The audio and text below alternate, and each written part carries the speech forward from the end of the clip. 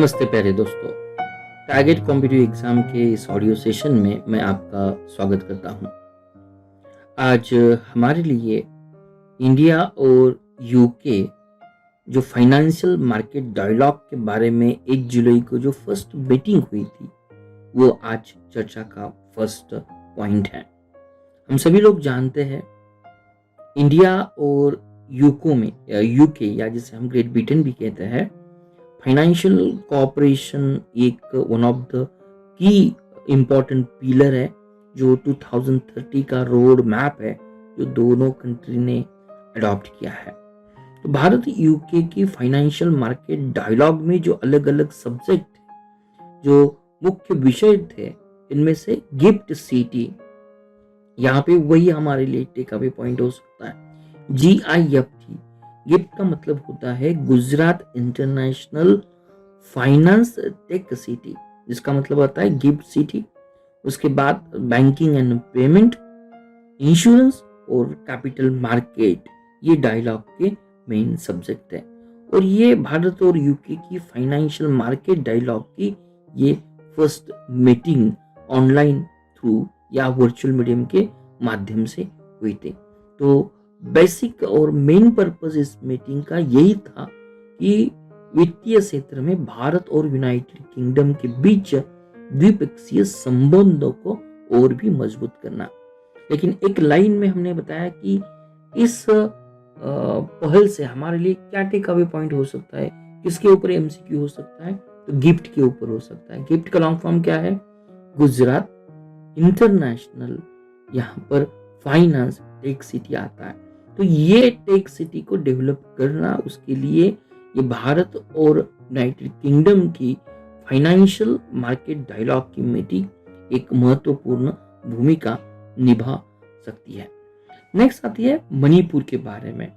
तो भारत का जो रेलवे का मानचित्र है, रेलवे का जो मैप है, मणिपुर डेफिनेटली भारत के रेलवे मानचित्र पर अभी प्रवेश करने वाला है इनकमिंग डेज में। हम सभी लोग जानते हैं कि पायलट तौर पे जो असम का सिलचर रेलवे स्टेशन है, असम के सिलचर रेलवे स्टेशन से एक पैसेंजर ट्रेन मणिपुर के वेंगाई चुनपाओ रेलवे स्टेशन तक पहुंची है। तो सिलचर से मणिपुर की वेंगाई चुनपाओ रेलवे स्टेशन पर ये रेलवे आज पहुंची है। और डेफिनेटली इस रेलवे का जो मकसद है, दो ये ट्रायल रेन थी, ब्रॉडगेज ट्रेन सेवा इसके साथ इनकमिंग डेज में शुरू करने वाली है सिलचर और वेंगाई चुनपाओ के बीच। और वेंगाई चुनपाओ से इम्फाल जो मणिपुर का कैपिटल है, उसमें भी रेलवे लाइन का निर्माणाधीन काम इंपॉर्टेंस होता है। तो इम्फाल के पास जो सबसे लंबी रेलवे सुरंगी इसके साथ बनाई जाएंगी। तो एग्जाम के लिए क्या इंपॉर्टेंट होगा? इंडिया का जो रेलवे मैप है, इंडिया का जो रेलवे मानचित्र है, इसमें अभी किस स्टेट का नाम इनकमिंग डेज में पिक्चर्स में हो सकता है? तो हमारे लिए आंसर होगा ये मणिपुर स्टेट। लेकिन मणिपुर का कौन सा स्टेशन? तो मणिपुर का ये वेंगाई चुनपाओ रेलवे स्टेशन रेलवे मानचित्र में इनकमिंग डेज डेफिनेटली एक डार्क लाइन से उसको लिखा जाएगा। नेक्स्ट बात आती है पवन सिंह के बारे में। तो ये पवन सिंह जो ओलंपिक टोक्यो है, जो उनके लिए जूरी के रूप में उनको चुना गया है। तो पवन सिंह, अगर हम जानते हैं कि पवन सिंह कौन थे, तो ये जॉइंट सेक्रेटरी जनरल थे national rifle association of India, NRAI, national rifle association of India के ये एक जॉइंट सेक्रेटरी थे। और टोक्यो ओलंपिक गेम्स के लिए वो जूरी की तरह उनको चुना गया है। तो ऑलमोस्ट 26 जूरी ये अंपायरिंग करने का काम टोक्यो ओलंपिक गेम से करेंगे। उनमें से 6 जापान के होंगे, जो बाकी उर्वरित देशों के होंगे। पवन सिंह, हम सभी लोग जानते हैं कि हाल ही में जो नई दिल्ली में जो अंतर्राष्ट्रीय निशानेबाज खेल महासंघ, जिसे हम इंटरनेशनल शूटिंग स्पोर्ट फेडरेशन कहते हैं, ISSF, उसमें work as result timing score के तहत उन्होंने काम किया था। डेफिनेटली हमारे भारत के लिए पवन सिंह के थ्रू एक बड़ी उपलब्धि है। और टोक्यो के लिए इस टोक्यो ओलंपिक का जो मेन मोटो है, ये मोटो है यूनाइटेड बाय इमोशन। तो definitely what is the motto of Tokyo Olympic games? तो यूनाइटेड बाय द इमोशन।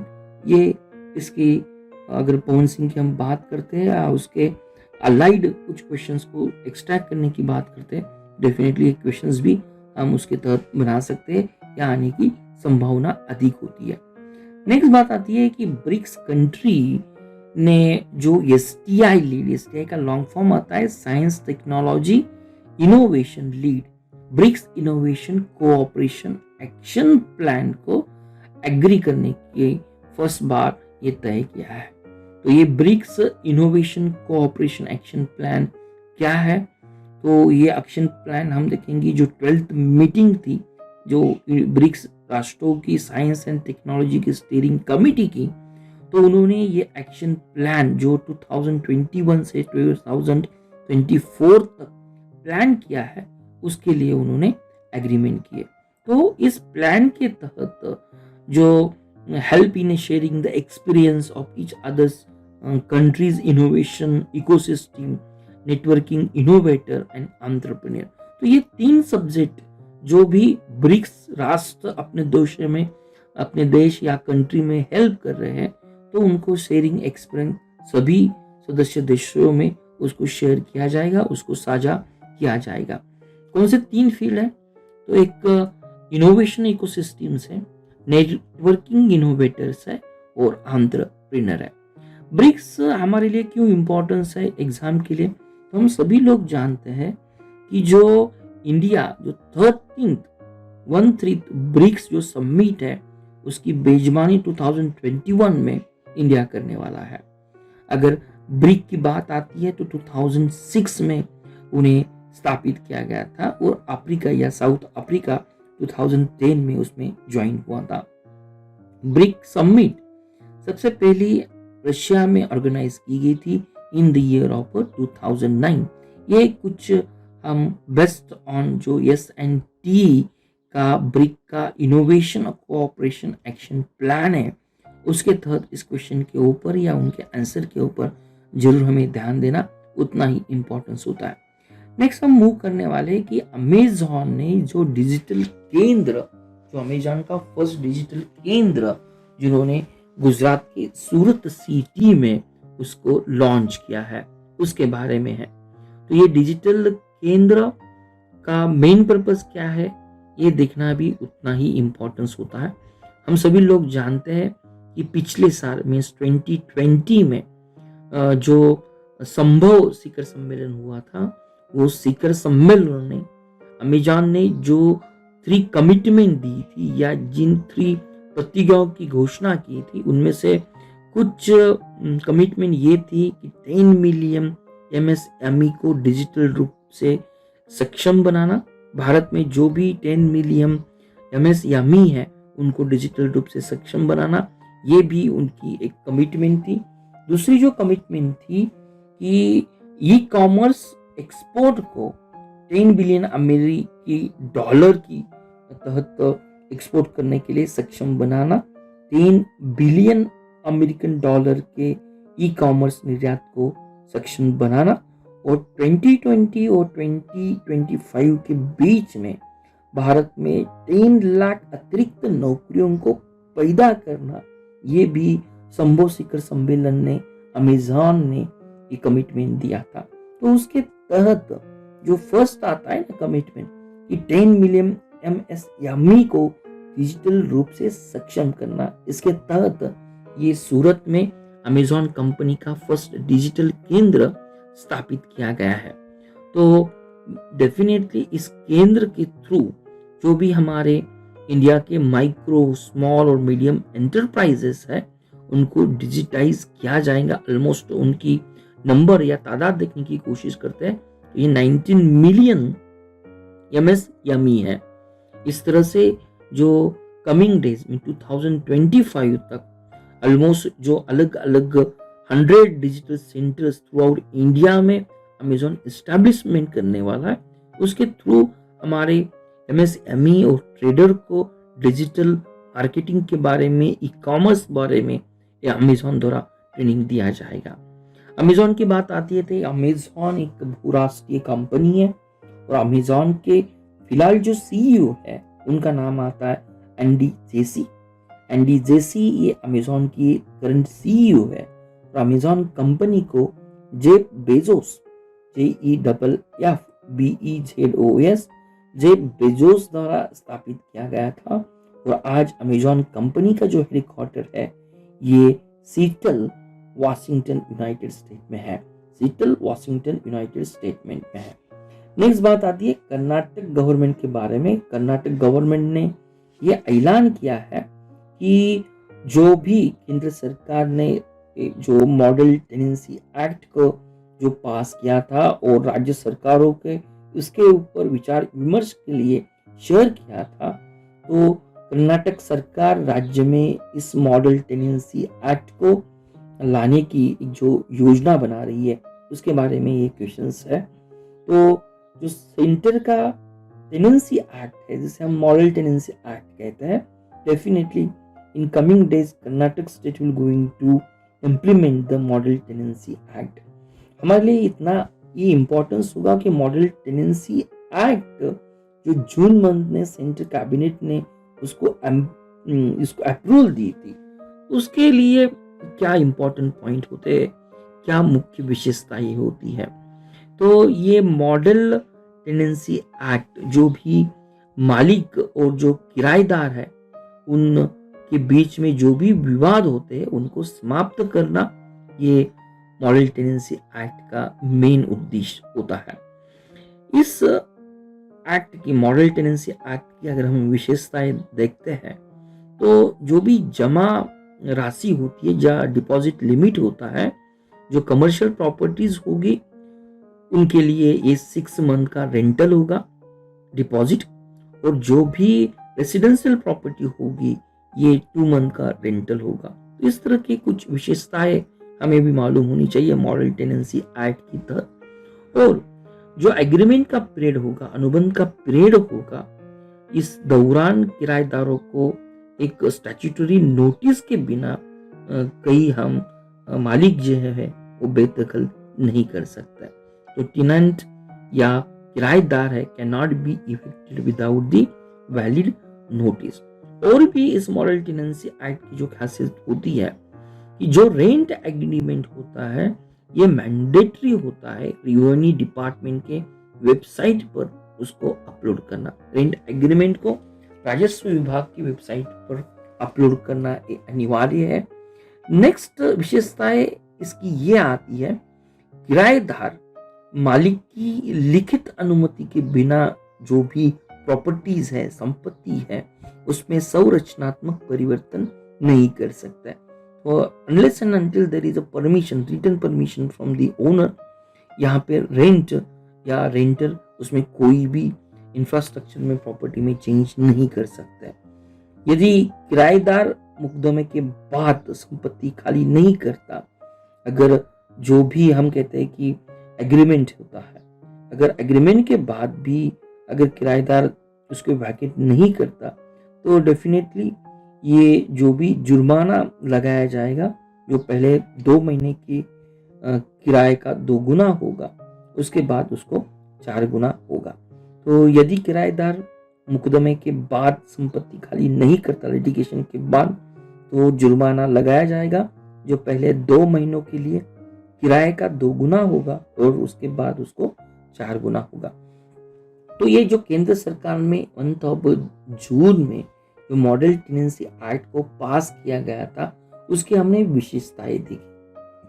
लेकिन आपके लिए क्वेश्चन आता है, कौन सा स्टेट मॉडल टेनेंसी एक्ट को इम्प्लीमेंट करने वाला है may be in coming days में? तो हमारे लिए एमसीक्यू का आंसर ये होगा, कर्नाटक स्टेट उसे इम्प्लीमेंट करने वाला है।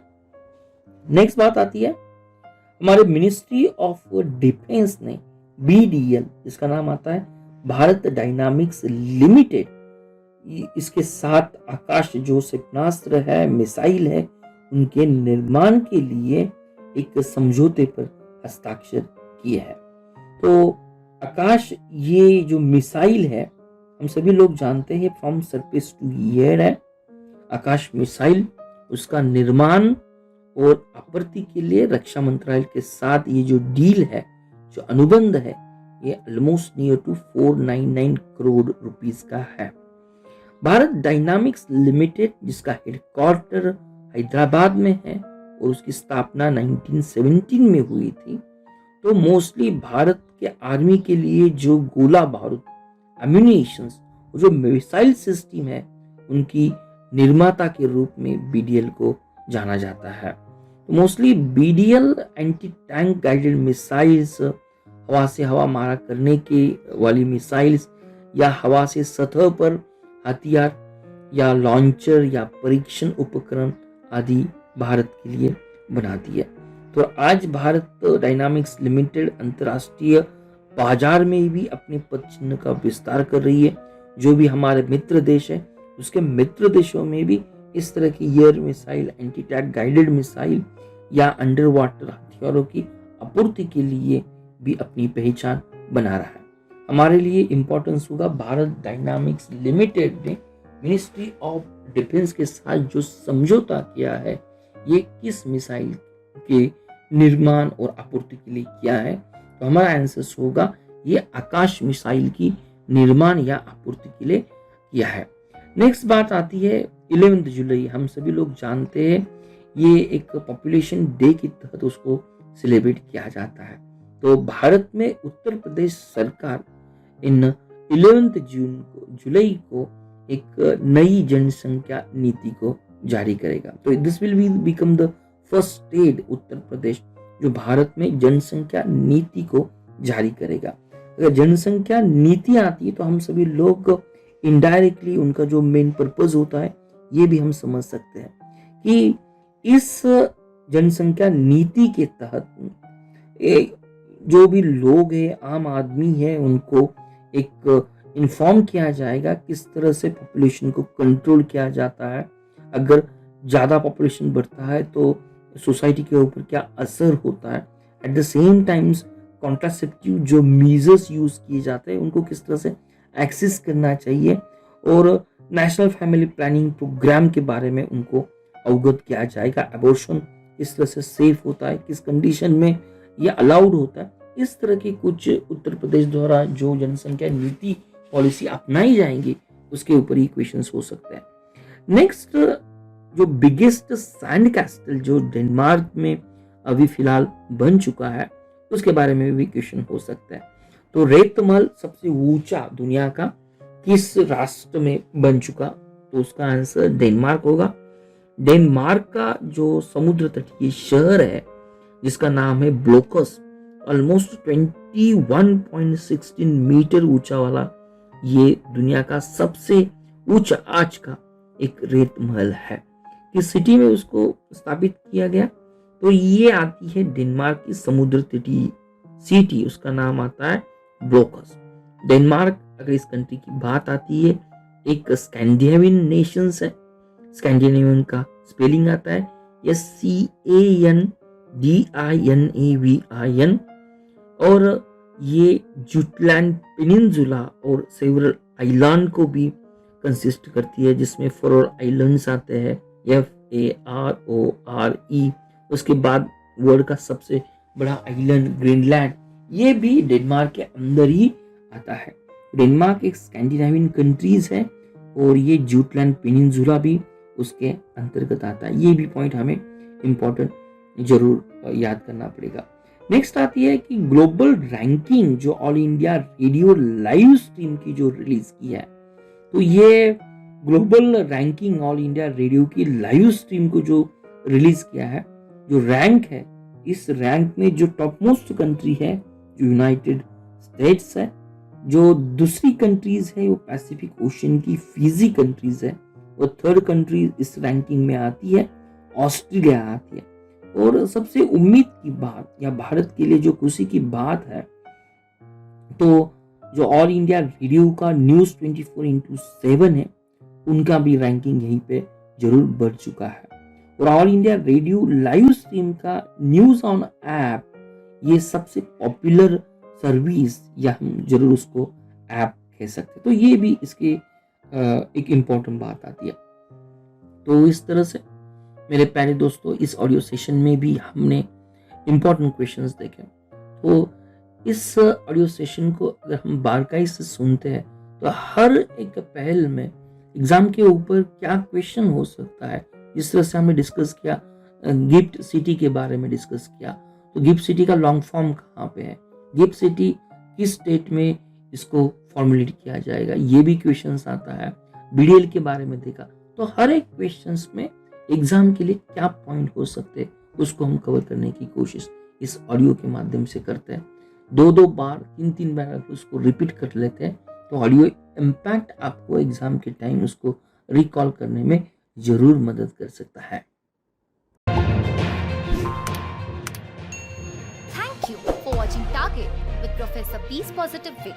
We request you to be a voluntary donator to become our Prime and Pride Motivator.